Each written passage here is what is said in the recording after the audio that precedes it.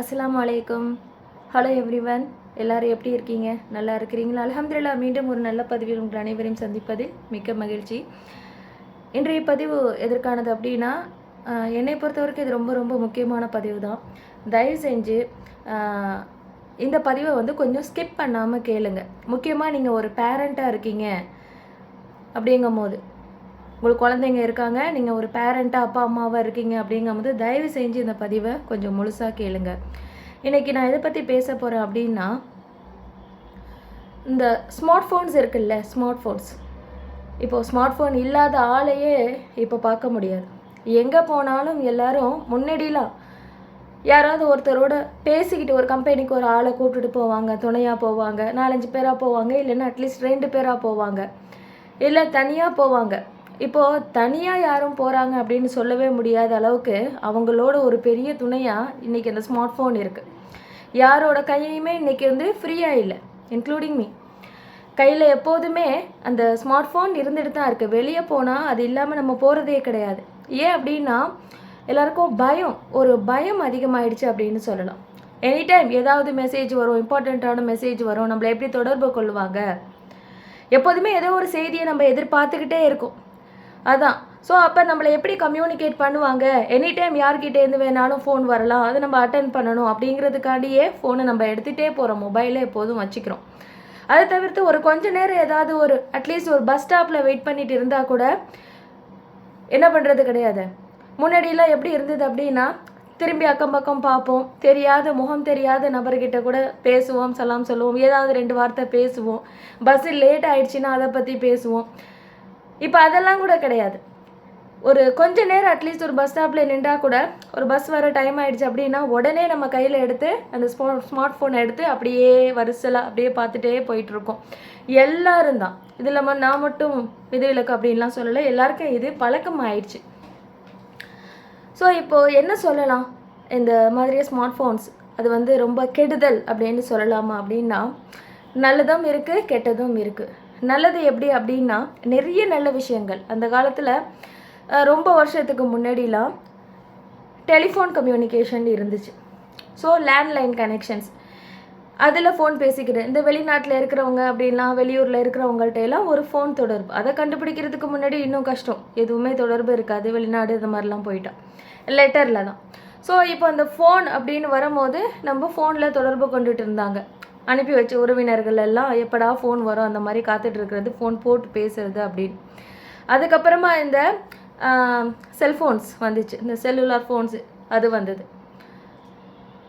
அதை கையில் அப்படியே எடுத்துகிட்டு ஒயர்லெஸ்ஸாக அப்படியே எங்கே போனாலும் கையிலே வச்சுட்டு அட்டன் பண்ணி பேசுகிற மாதிரி இருந்து, இப்போது அது எந்த ஸ்டேஜுக்கு வந்திருக்கு, ஒரு ஸ்மார்ட் ஃபோன் முகத்தை பார்க்கலாம், வீடியோ கால் போட்டு இருக்கிற இடத்த காமிச்சு நம்ம இப்போ எப்படி இருக்கோம் அழகாக எல்லாத்தையும் பேசலாம். எந்த நாட்டுக்கு போனாலும் இன்றைக்கி எந்த பிரச்சனையும் இல்லை. எனி டைம் நம்மளுக்கு வேணுங்கும் போது நம்மளுடைய நபர்களோட நம்ம எந்த நாட்டில் இருந்தாலும், உலகத்தோட எந்த மூலையில் இருந்தாலும் தொடர்பு கொள்ளலாம்.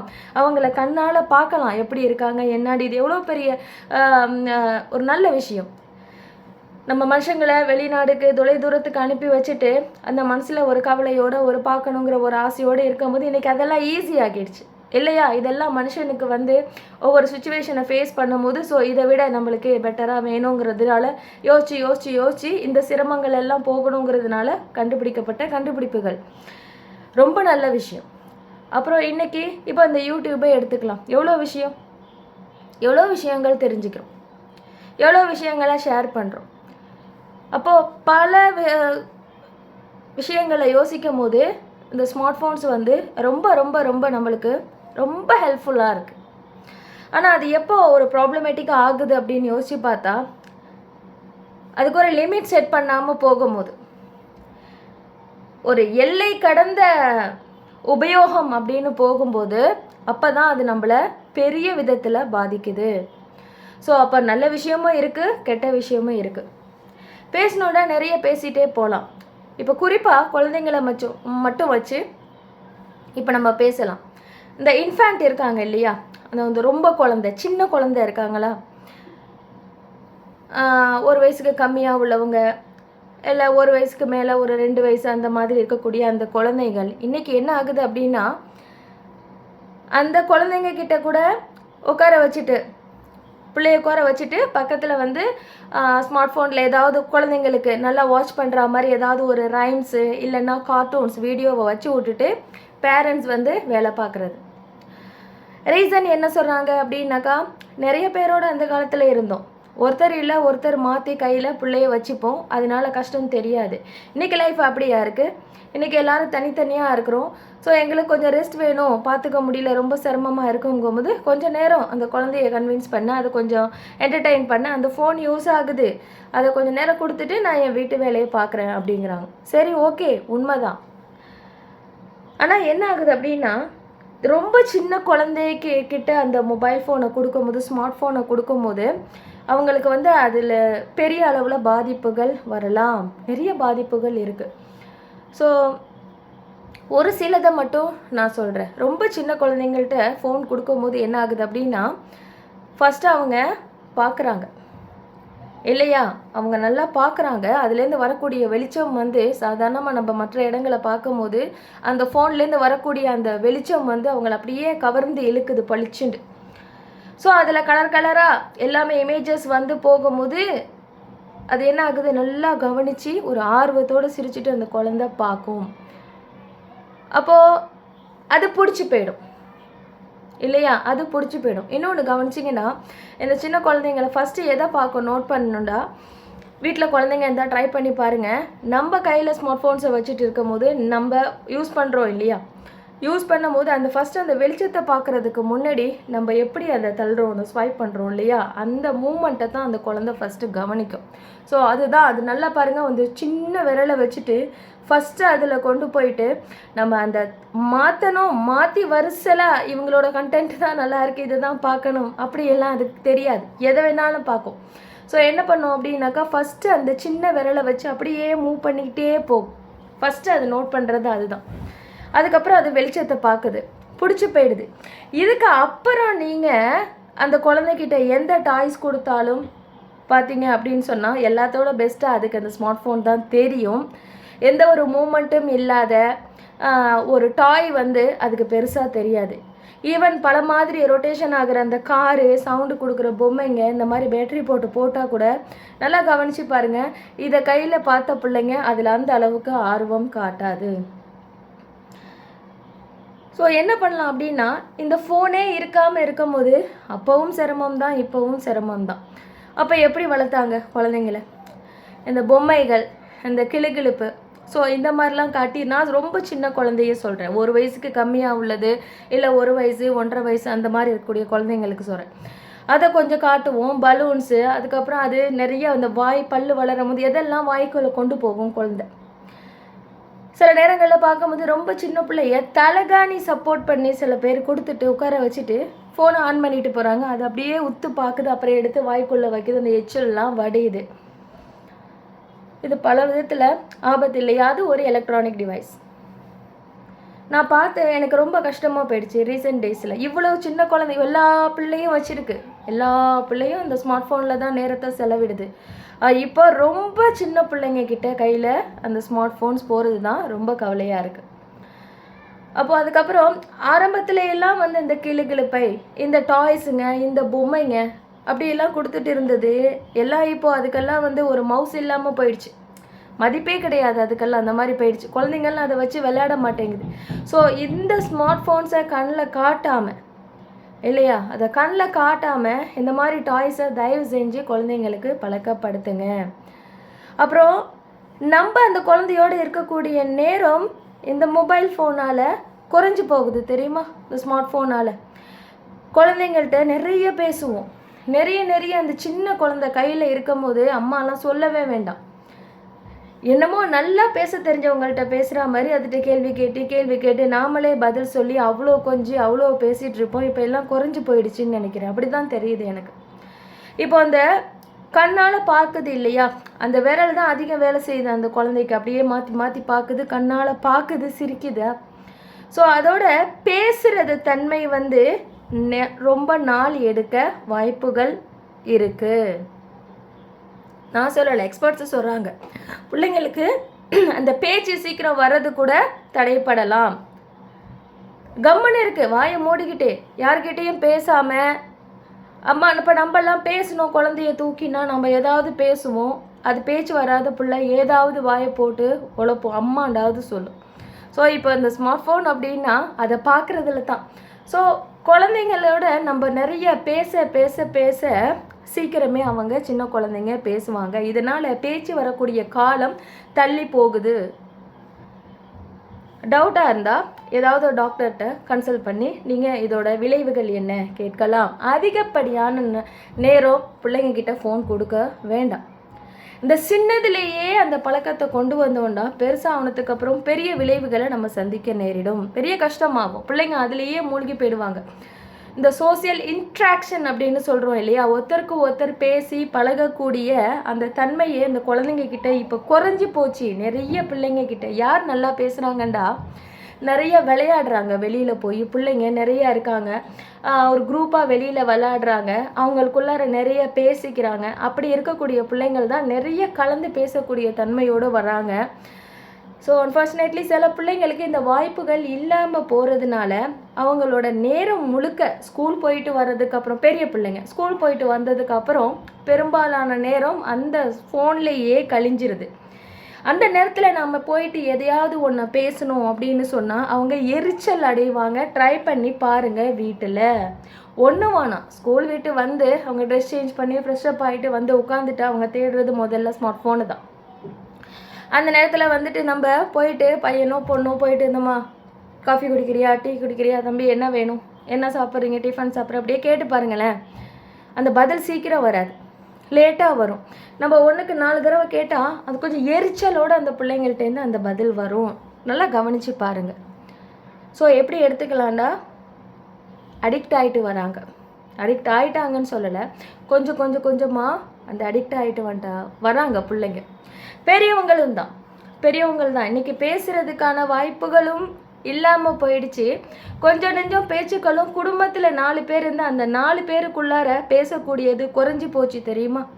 ஒரு ஹஸ்பண்டு, ஒரு ஒய்ஃபு, 2 பிள்ளைங்க இருக்காங்கன்னு நம்ம வச்சுக்கலாம்.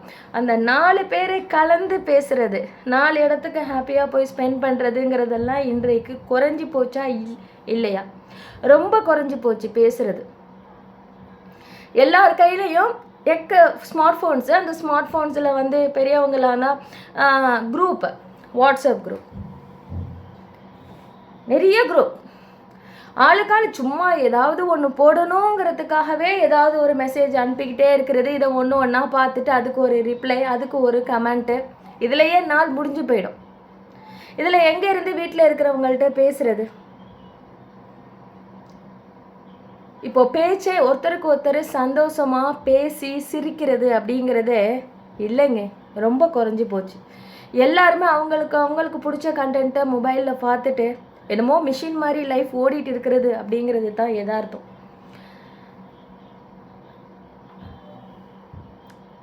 ஸ்டடீஸ்ன்னு வரும்போது, குழந்தைங்களுக்கு அந்த ஸ்டடீஸ்ன்னு வரும்போது இந்த மொபைல் ஃபோன், ஸ்மார்ட் ஃபோன்ஸ் எடுத்துட்டோம் அப்படின்னா, இன்றைக்கி இந்த மாதிரி ஆப், யூடியூப் அந்த மாதிரி இருக்கிறதுல சூப்பராக டீச்சர்ஸ் எல்லாம் கிளாஸஸ் எடுக்கிறாங்க, நிறைய டீச்சர்ஸ். ஸோ அப்போ அவங்களுக்கு வந்து நிறைய கற்றுக்குறாங்க. அப்போ அது யூஸ்ஃபுல்லாக இல்லையா அப்படின்னா யூஸ்ஃபுல், ரொம்பவும் பயனுள்ளது. ஸோ அந்த நேரத்தில் அவங்க யூஸ் பண்ணும்போது ஓகே, அதனால் நிறைய நல்ல விஷயங்களை அவங்கள கற்றுக்குறாங்க. அவங்க கிளாஸில் டீச்சர்ஸ் நடத்தி புரியாதது ஃபாஸ்ட்டாக நடத்திட்டு போயிடுறாங்க, சம்டைம்ஸு தெளிவாக புரியலை. ஸோ அதையே இன்னொரு டீச்சர் விளக்கமாக அந்த மொபைலில் எடுக்கிறாங்க. அப்படிங்கும்போது நம்மளால் பார்க்க முடியுது மொபைலில். அப்படிங்கும்போது ஸோ அதை பார்த்து பிள்ளைங்க ரிப்பீட்டடாக பார்த்து தெரிஞ்சுக்கிறாங்க, படிக்கிறாங்க, அதனால மார்க் ஸ்கோர் பண்ணுறாங்க. சூப்பர், பாராட்டக்கூடிய விஷயம். அதே மாதிரி என்டர்டெயின்மெண்ட்டுக்காக சிலது பார்க்குறோம், சில காமெடி வீடியோஸ் பார்க்குறோம், ஓகே. ஆனால் டைம் லிமிட் இருக்கணுமா இல்லையா? டைம் லிமிட் செட் பண்ணணும். சின்ன குழந்தையா, ஸ்கூல் கோயிங் ஸ்டூடெண்ட்ஸா, நீங்கள் காலேஜ் போகிறீங்களா, ஒர்க் பண்ணுறீங்களா, பெரியவங்களா, எந்த வயசு ஆனாலும் சரி, அளவுக்கு மீறினால் அமிர்தம் நஞ்சு அப்படின்னு சொல்லுவாங்க. எந்த ஒரு விஷயமும் எல்லை மீறி போயிடுச்சுன்னா அது நமக்கு ஆபத்தை தான் கொடுக்கும், கஷ்டத்தை தான் கொடுக்கும்.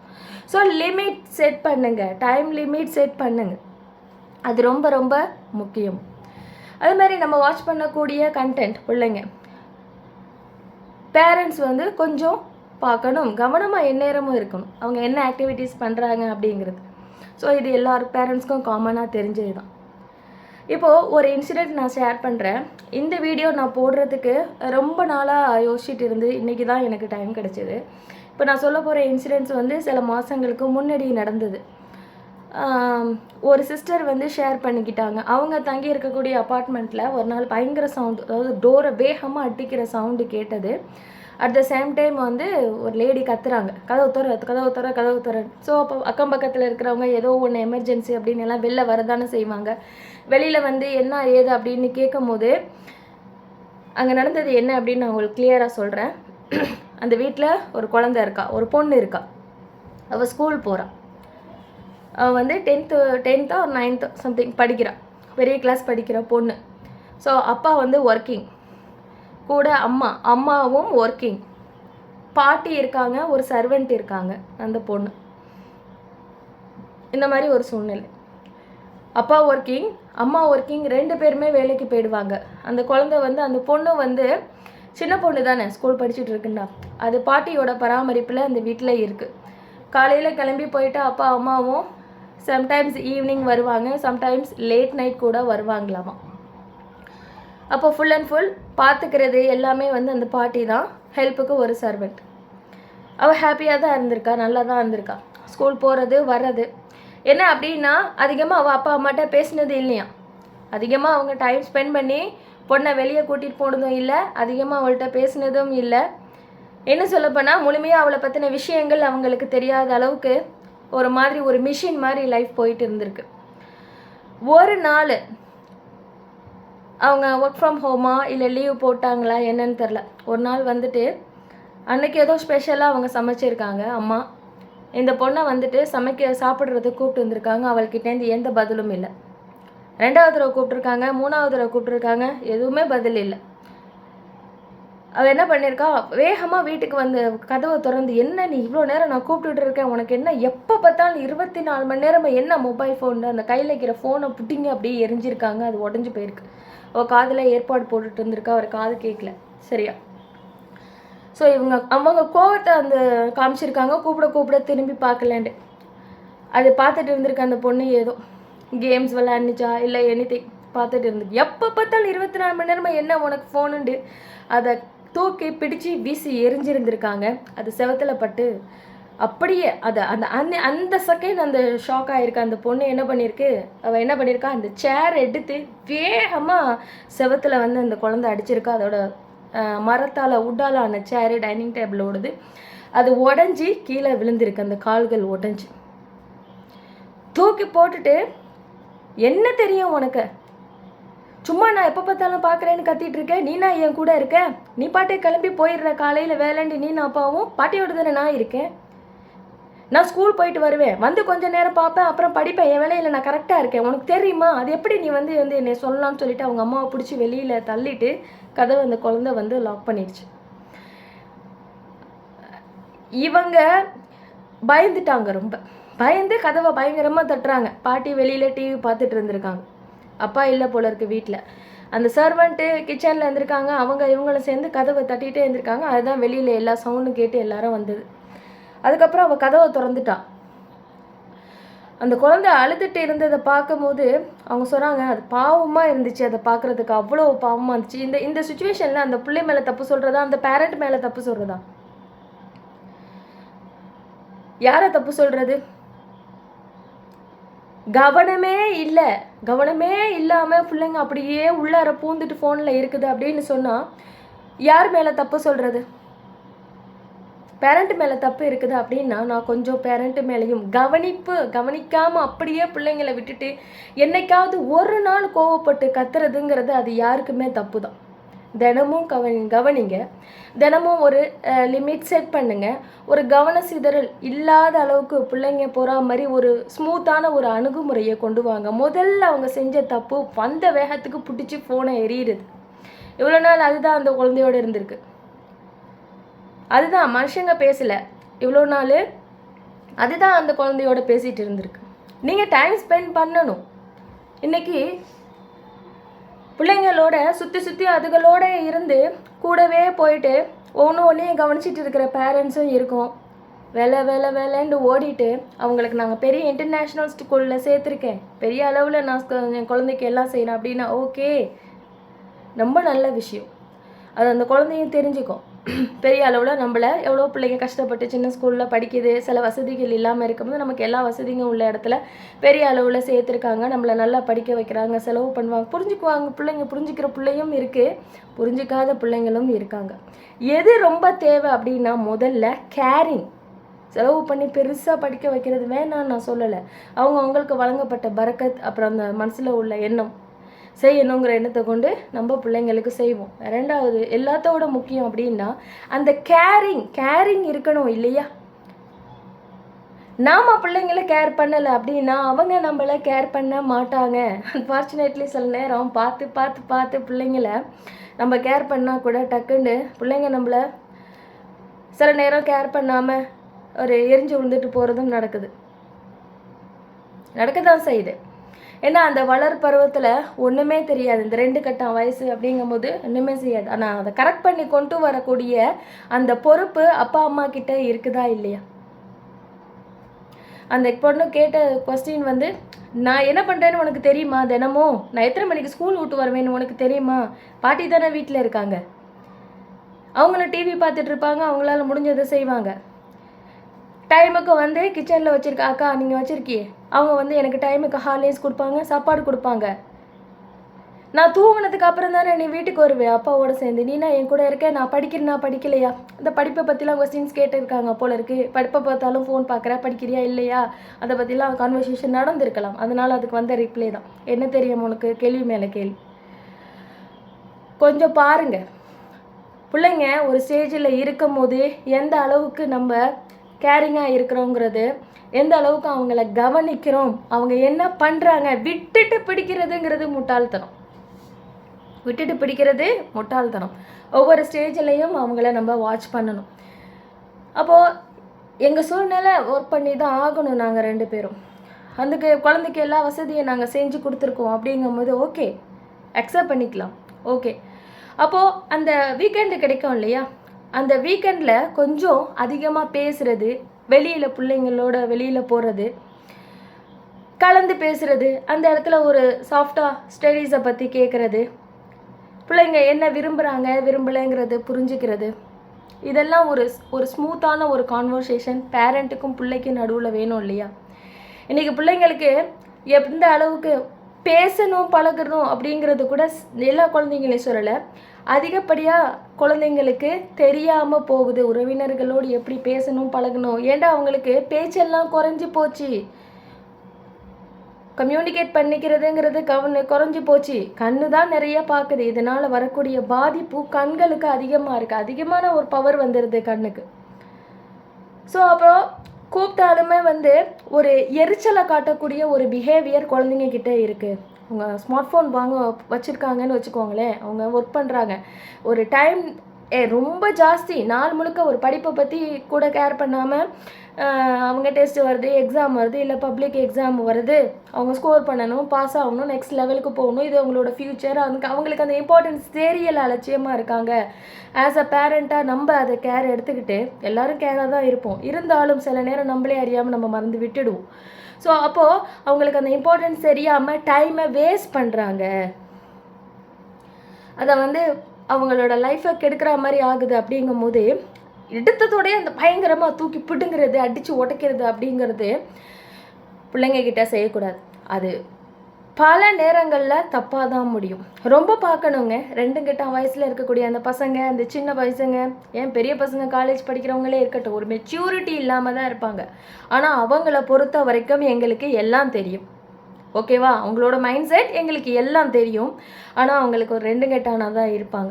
அப்போ அணுகுமுறை அப்படிங்கும் போது தயவு செஞ்சு எப்படி ஹேண்டில் பண்ண தெரியலை, குழந்தைங்கள ஹேண்டில் பண்ண தெரியலை, இந்த மாதிரி கோவப்படுது, இந்த மாதிரி சூழ்நிலை ஏற்படுது, எங்களால் கிட்ட இருந்தால் ஒன்றையும் கவனிக்க முடியல, ஒவ்வொரு தடவையும் சொல்ல முடியல, டைம் ஸ்பெண்ட் பண்ண முடியல, இது மாதிரி வந்து ஒரு ரொம்ப ஸ்டடீஸில் கூட ஒரு கவனம் இல்லாமல் இந்த மாதிரி மொபைல்லே இருக்குது பிள்ளை அப்படிங்கும் போது தயவுசெய்து இந்த மாதிரி ஒரு எக்ஸ்பர்ட் கிட்ட சைக்கலாஜிக்கலாக அவங்க வந்து எப்படி ஹேண்டில் பண்ணுறது குழந்தைங்களேன்னு சொல்லுவாங்க இல்லையா, அவங்கக்கிட்ட தயவு செஞ்சு போயாவது எப்படி அணுகலாங்கிற முறையாவது தெரிஞ்சுக்கோங்க. சாஃப்டாக ஒன்றும் வேணாம், மெதுவாக வந்து பார்க்குறீங்களா, பொறுமையாக வந்து பேசலாம் இல்லையா? பொறுமையாக வந்து பேசலாம். அம்மா நான் பாட்டுக்கு கூப்பிட்டுட்டே இருந்தேன், நீ பாட்டுக்கு இப்படி சவுண்டு இல்லாமல் இருக்கியம்மா, பதில் சொல்லாமல். அம்மா கூப்பிட்றேன்ல, கேட்கலாண்டா. ஒருவேளை நல்ல பதில் வந்திருக்கும். அவள் அதை வச்சுட்டு கூட சாப்பிட்ருக்கலாம். என்னன்னா ஒரு சைடு அந்த குழந்தைங்களுக்கே பேசுகிறேன் அப்படின்னு யாரும் தப்பாக நினைக்க வேண்டாம். என்ன அப்படின்னா நம்மளுடைய கோவப்பட்டு எதுக்கும் மட்டாத்துடியாக எடுக்கக்கூடிய முடிவுகள், கோவத்தில் அந்த அடிக்கிறது உடைக்கிறது இந்த மாதிரி என்றைக்குமே யார் செஞ்சாலும் அது தவறுதாங்க. அது அது மனசை ஒரு வெறுக்க செய்யக்கூடிய செயலாக தான் அது மாறும். அது பல பாதிப்புகளை வித்தின் செகண்ட் எந்த டெசிஷனும் எடுக்கிற மாதிரி ஒரு சூழ்நிலைக்கு கொண்டு போயிடும். எதுக்கு பயந்தாங்க அன்னைக்கு கதவு குழந்தை கொழுக்கப்பட்டதோட பலதையும் நினச்சி தான் பயந்துருப்பாங்க இல்லையா? ஸோ அப்போ அந்த அணுகுமுறை ஃபோனை உடைக்கணும், அடிக்கணும், ஒரு பதில் சொல்லுங்கிறதுக்காண்டி ஃபோனை உடைக்கணும், ஃபோனை பொள்ளையை அடிக்கணும் அவசியம் இல்லையே. புத்தி சொல்லலாம்ல. எங்கே போச்சு நம்மளுக்கு அந்த பொறுமையாக சொல்லக்கூடிய அந்த திறமை நம்மளுக்கு இருக்கணும் இல்லையா? அந்த தன்மை நம்ம பிள்ளைங்க அவங்களுக்கு ஒரு டைம் லிமிட் கொடுங்க.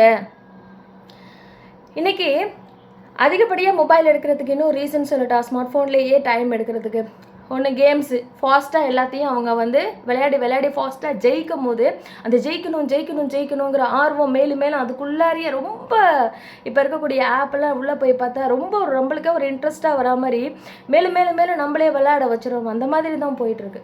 ஸோ அப்போது கொஞ்சம் அதில் விட்டு அவங்கள டிஸ்ட்ராக்ட் ஆகுது, ஸ்டடீஸ் எல்லாம் பாதிக்குது, கண்களை பாதிக்குது.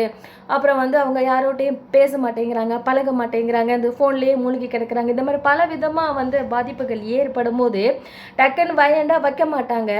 ஒரு கொஞ்சமாக பேசி கொஞ்ச நேரம் இதை பாரு, கொஞ்ச நேரம் இது நீ ஃபோன் பார்க்குறதுக்கும் நான் அலோவ் பண்ணுறேன், கொஞ்சம் நேரம் யூஸ் பண்ணி கொஞ்சம் நேரம் படி, கொஞ்சம் நேரம் வா நம்ம வெளில போகலாம், அந்த மாதிரி கூட்டிகிட்டு போகலாம். இல்லைனா பெஸ்ட் சாய்ஸ் நான் சொல்லவா, இன்றைக்கி விளையாடுறதுக்கு இடம் இல்லை அப்படிங்கிறது பெரிய விஷயமா இருக்குங்க. பிள்ளைங்களுக்கு விளையாடுறதுக்கு வாய்ப்பு இல்லை. முன்ன மாதிரி குரூப்பாக பிள்ளைங்க தெருவில் விளையாடுறத பார்க்கலாம். இப்போ நாங்கள்லாம் சின்ன வயசாக இருக்கும் போதெல்லாம் தெருவிலலாம் அப்போல்லாம் நிறைய குரூப்பாக விளையாடுவாங்க, பசங்க விளையாடுவோம்.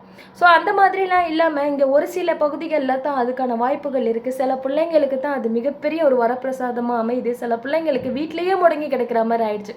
அது அந்த சிட்டி லைஃப்லாம் இருக்குது, ரொம்ப கொடுமை. ஒரு ரூமுக்குள்ளார அப்படியே அடங்கி பிள்ளைங்க போயிட்டு வேறு வழி இல்லாமல் இந்த ஃபோன் அது அப்படியே அவங்கள என்ன ஆக்கிடுச்சு அப்படின்னா கைக்குள் உலகமே வந்துருச்சு இல்லையா? நம்மளோட கைக்குள்ளார அந்த ஸ்மார்ட் ஃபோன் வடிவில் உலகமே இருக்குது. அந்த உலகத்தில் அந்த பிள்ளைங்க சிறைப்பட்டுட்டாங்க. பிள்ளைங்க மட்டும் சொல்லலை, எக்கச்சக்கமான பெரியவர்களும். அதாவது ஒரு கண்ட்ரோல் வேணும், நம்மளுக்கு ஒரு செல்ஃப் கண்ட்ரோல் வேணும், ஒரு குறிப்பிட்ட டைம் வச்சு இதுக்குள்ளே பார்க்கணும் என்னென்னது, அதுக்கப்புறம் நம்மளுக்கு உள்ள வேலைகளை பார்க்கணும், அதுக்கு நம்ம அடிக்ட் ஆகிடக்கூடாது அப்படிங்கிற ஒரு எண்ணம் சின்ன பிள்ளைங்களுக்கு இல்லை, பெரியவங்களுக்கு முதல்ல இருக்கணும்.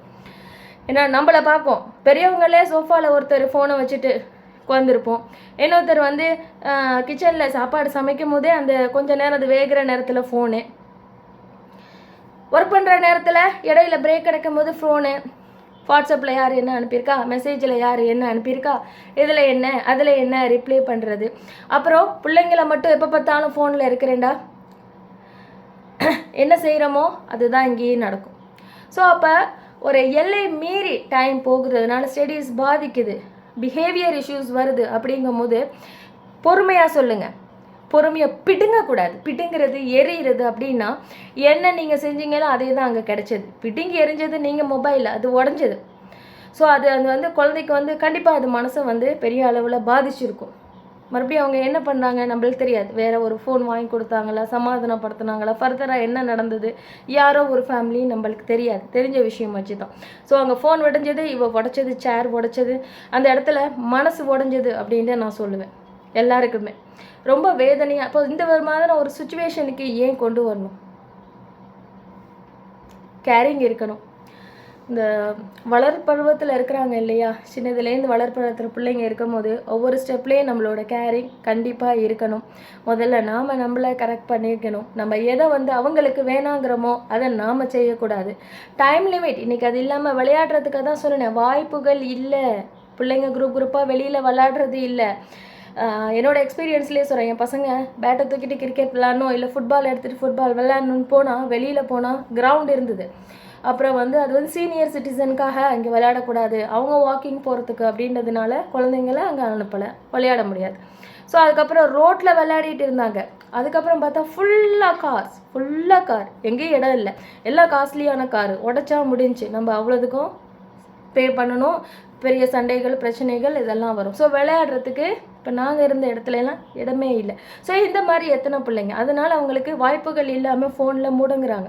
ஸோ கொஞ்சம் இடையில போய் பிள்ளைங்கள்ட்ட ஜாலியாக பேசுகிறது, நாம் கொஞ்சம் காமெடியனாக மாறணும். அது தெரியுமா, மெயினாக சொன்னேன், அப்பாக்கள் அவங்க வெளியே போய் வேலைக்கு போய் தான் ஆகணும், அவங்க ஸ்பெண்ட் பண்ணுற டைமு தான் ஃபேமிலியோட கம்மியாக இருக்கும். ஆனால் அம்மா ஃபுல் ரெஸ்பான்சிபிலிட்டி இருக்குது நமக்கு. கொஞ்சம் பிள்ளைங்கள்ட்ட அந்த காமெடி பண்ணுங்க, இதுதான் நான் பண்ணுவேன், அதை தான் நான் உங்களுக்கு சொல்கிறேன். ஏதாவது பண்ணி அவங்கள சிரிக்க வைக்கிறது. ஸோ அதாவது சின்ன இந்த லூசுத்தனமான ஆக்டிவிட்டீஸ் இருக்குது இல்லை, வேணும்னு நான் பண்ணுவேன். ஸோ அப்போ அவங்க கவனிக்காதவங்களும் சிரிப்பாங்க ஏதாவது. அதுக்கப்புறம் அப்படியே கொஞ்சமாக பேசி கொஞ்ச நேரம் என்னால் முடிஞ்சது அதுலேருந்து கொஞ்சம் அவங்கள தள்ளி நகர்த்தி ஏதாவது ஒரு ஆக்டிவிட்டீஸில் என்கேஜ் பண்ணுறது, ஏதாவது எனக்கு கிச்சனில் இருக்கிற போது ஹெல்ப்பு கூப்பிடுறது, ஏதாவது பண்ணுறது, பேச வைக்கிறது அப்படின்னு என்னால் முடிஞ்ச அளவுக்கு டைமை நான் ரெடியூஸ் பண்ணி கொடுப்பேன். ஃபுல்லாக அதிலேயே உட்காராதே, நிறைய டிஸ்ட்ராக்ஷன் வரும், கண் பார்வைகள் பாதிக்கும், பல விதத்தில் அது கஷ்டத்தை கொண்டு வருது.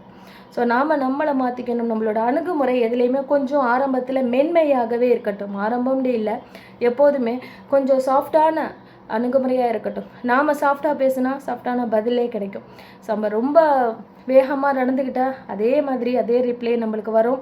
பின்னாடி நம்ம வருத்தப்படக்கூடாது, கவலைப்படக்கூடாது, அழுகக்கூடாது, அந்த மாதிரி சுச்சுவேஷன் ஆகிடக்கூடாது. ஸோ எப்படி ஹேண்டில் பண்ணணும் எல்லாருக்கும் தெரியும். அந்த மாதிரி சாஃப்டாக ஹேண்டில் பண்ணுங்க. பொறுமையாக புத்தி சொல்லணும் பிள்ளைங்களுக்கு. அதுவுமே வந்து ஒரு சின்ன வயசுலேருந்தே பழக்கப்படுத்தினா தான் அதுவுமே ஈஸி.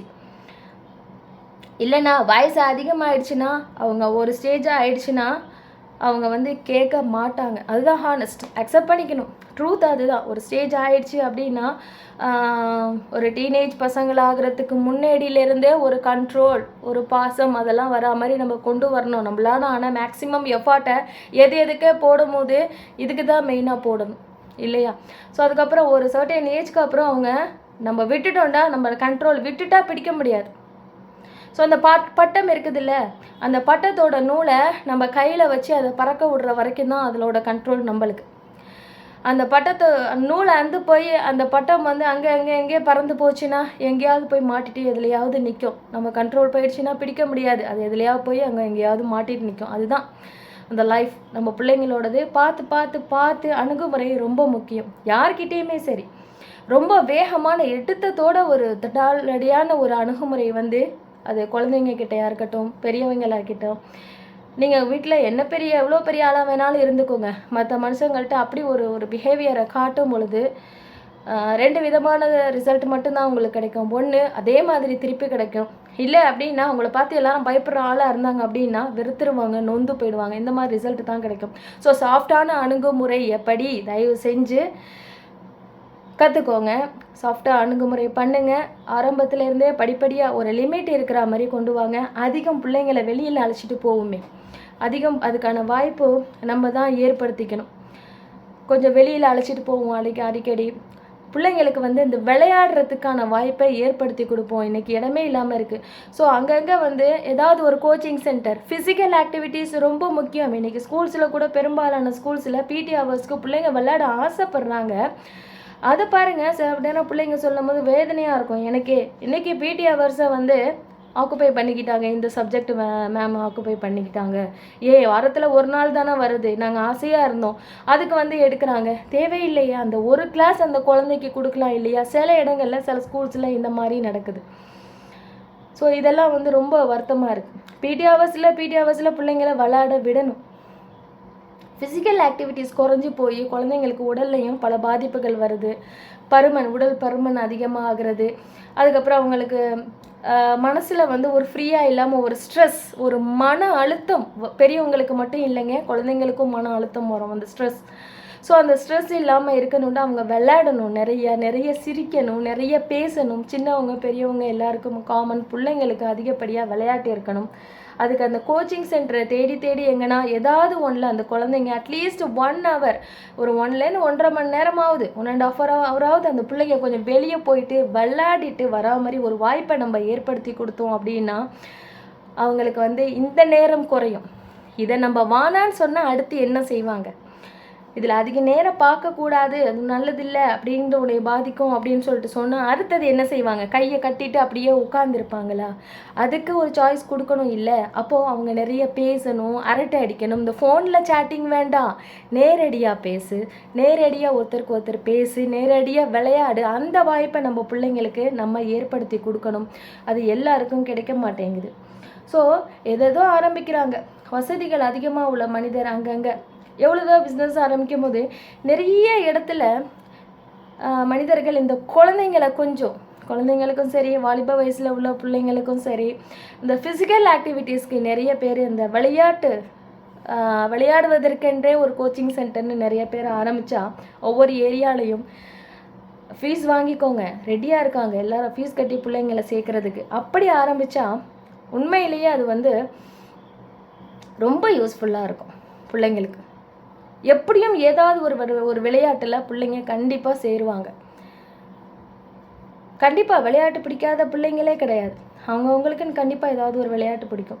ஸோ இதெல்லாம் இல்லாமல் இருக்கிறது, எல்லா இடத்துலையும் இல்லாமல் இருக்கிறதே இந்த மொபைல் ஃபோனோட அந்த சிறையில் எல்லாரும் மாட்டிக்கிறதுக்கு, மெயினாக குழந்தைங்க மாட்டிக்கிறதுக்கு ஒரு பெரிய காரணமாக இருக்குது. அதுக்கப்புறம் அதிகமாக பிள்ளைங்களோட டைம் ஸ்பெண்ட் பண்ணாமல் இருக்கிறது. அப்படி டைம் ஸ்பெண்ட் பண்ணால் இப்படி அதிகாரம் பண்ணுறது, அடிக்கிறது, குத்துறது, உடைக்கிறது அப்படி இல்லை. டைம் ஸ்பெண்ட் பண்ணால் அவங்கள்ட்ட பேசணும். ஸோ நம்ம என்ன கொடுக்குறோமோ அதுதான் நம்மளுக்கு திருப்பி கிடைக்கும். சில நேரங்களில் கொடுக்குறதே கிடைக்க மாட்டேங்குது. ஸோ அதனால் பார்த்து இந்த சின்ன வயசுலேருந்தே பழக்கப்படுத்திட்டு வரணும். இருக்கும் அந்த பாசம் இருக்கும். கொஞ்சம் கொஞ்சமாக நம்ம கேர் பண்ணும் போது அந்த அக்கறை அந்த பிள்ளைங்களுக்கு வரும். அடுத்த ஜெனரேஷனுக்கு நம்ம இப்போ எப்படி இருக்கிறோமோ அதுதான் அவர்களுக்கு வழிகாட்டி இல்லையா? இதை பார்த்து தான் வளருவாங்க. நம்ம எப்படி இருக்கோமோ அடுத்தது நம்மளை மாதிரியே தான் வரும் பிள்ளைங்க. ஸோ பார்க்கணும், அணுகுமுறை ரொம்ப முக்கியம். செல்ஃபோனை, மொபைல் ஃபோனை பார்த்துட்டு இருந்தாங்கன்னா பிடுங்காதீங்க. தயவு செய்து பிள்ளைங்கள்ட்டேருந்து பிடுங்கிறது, அடிக்கிறது, உடைக்கிறது, கத்துறது, அந்த டைம் கண்டிஷன் திடீர்னு ஒரு அக்கறை பிறந்து திடீர்னு ஒரு கோவம் வந்து அந்த நிமிஷம் ரியாக்ட் பண்ணி அது ஒரு ஆபத்தாக முடிகிறது, தப்பு. ஸோ பொறுமையாக பேசுங்க. பொறுமையாக பேசி டைம் லிமிட் செட் பண்ணி வாங்குங்க. எனக்கு தெரிஞ்ச கருத்தை இது வந்து நான் ஷேர் பண்ணிட்டேன். எனக்கு இது நிறைய பயன் ஆகணுங்கிறது என்னுடைய விருப்பம். ஸோ பாருங்கள், இந்த பதிவு உங்களுக்கு கண்டிப்பாக பயனுள்ளதாக அனைவருக்கும் இருக்கும் அப்படின்ட்டு நான் நினைக்கிறேன். என்ன நினைக்கிறீங்கன்னு கமெண்ட் செக்ஷனில் சொல்லுங்கள். கொஞ்சம் அந்த பதிவை வந்து ஷேர் பண்ணுங்கள். ஸோ இது நிறைய இதை கேட்கும்போது என்னுடைய அறிவுக்கு எனக்கு தெரிஞ்ச அளவுக்கு என்னுடைய ஒப்பீனியனை, என்னோடய கருத்தை நான் வந்து சொல்லிட்டேன்.